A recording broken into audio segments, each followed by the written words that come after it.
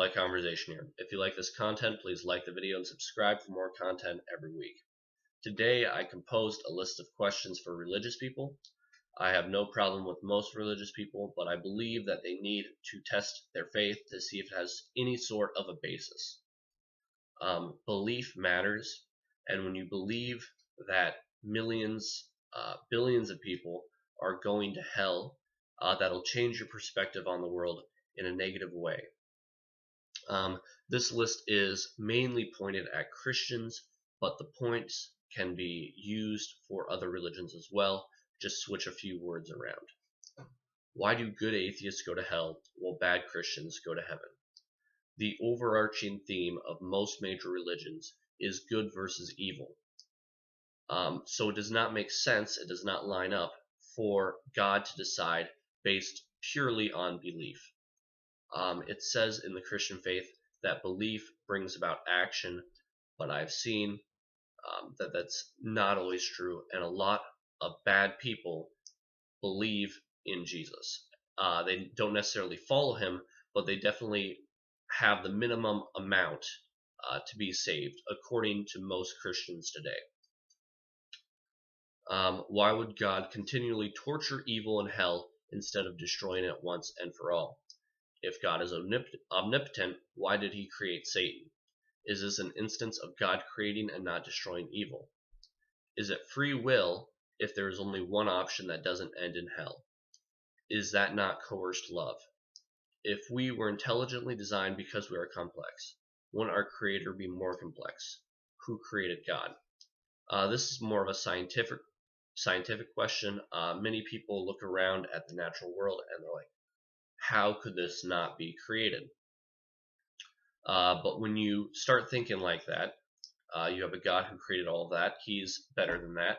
Who created God? If God had a creator, it just goes on and on without any logical end. So that's a real problem for people who ascribe to intelligent design. Does religion actually answer any questions? What is correct morality? There are various answers from different perspectives. There are literally hundreds, thousands, maybe millions of different perspectives from all the religions.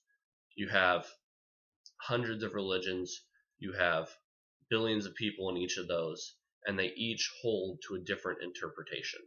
It might vary a little bit, but there are a lot of different sects, and there's a lot of division among the various religions. What is our purpose? Our purpose, according to many religious people, is to blindly follow what we were born into in the hopes that it doesn't end up in hell. Yeah. Did you choose the correct religion? This question obviously gets people because they think not very personally about this. They think, okay, my religion's correct. I'm a Christian. My Muslim friends, my atheist friends are going to hell. Do you really want to go to heaven while your friends torture in hell? Do you honestly believe that it was just for them to go to hell? You kind of got to answer that question before you accept a religion. Did you choose correctly kind of flips the question. Are you sure you're going to heaven? Are you sure your religion's correct and you are not going to the other place for not believing in the true God? You got to differentiate yourself from other religions before you start talking about intelligent design. Intelligent design could be used as an argument for why there is a God, but once you have that, you got to argue for what God actually created the earth. So people have a hard time with that. If you are sincere but choose wrong, would God give you a pass? How many Native Americans went to hell before Europeans saved them? How many children have gone to hell because of their inability to believe? Where in the Bible does it say that the ignorant get a pass? This has been a real problem. People have attempted to answer it. They say that people who are not in the position to believe, or people who are ignorant of the faith entirely, get a pass because God is just and he would not send them to hell. I find that this has no scriptural basis at all. They just made this up. If God is just, would an atheist who is honestly good and who is not placed in the position of most Christians today, would he get a pass? Where is the line drawn?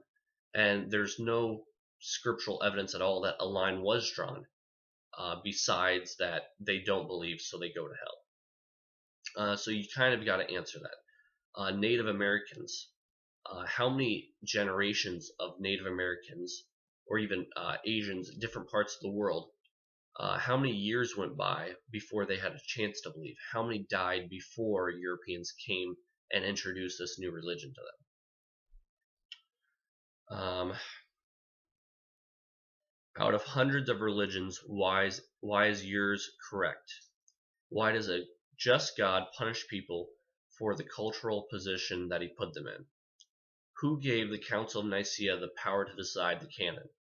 If God, then where is the proof? Why do religious people suspend reason for this one area of life? I'm not sure if you guys are aware of Descartes' basket of apples, but the short of it is, this philosopher, he believed that he needed to put all of his apples out of his basket and check each one to see if it was rotten and then put them back. It seems that Christians and religious people in general, they just keep that one apple in the basket without checking it, and it could be contaminating all of their other beliefs. They don't know because they have not checked it yet. They're too afraid to, or whatever. But that one thing in their life is how they perceive everything else. And if that one thing is not based on logic and reason, the thing that God gave us in the first place, then how do they know they're correct? How do they know all their beliefs are correct? Because they're all based on that one thing. Why is the base of all Christian belief allowed to continue untested? As a culture, we have become very sensitive, and we do not want to probe people, ask them questions about their belief. We just kind of accept it as something that cannot change. This, I do not believe, is where society is heading. I see a new movement of people testing people's faith and expecting an answer. You cannot use the Sunday school answers that you learned 20 years ago when answering an atheist. When the goal of your life is to bring atheists to Christ, you better have a better argument than the atheist. And have you met a man named Jesus is not going to work for most adults. You've got to have something different. If God is omnipotent, how do you know he isn't deceiving you? What if he is using religion to weed out the ignorant? How would you know? If he doesn't love us, what if he doesn't love us and we are his entertainment? Religion has continued for millennia, but it and nothing else can answer this question. Why are we here? Religion is often praised for answering all of life's questions, but it leaves a lot of things that are unanswered, that can probably never be answered, and if they are answered, it'll take a while.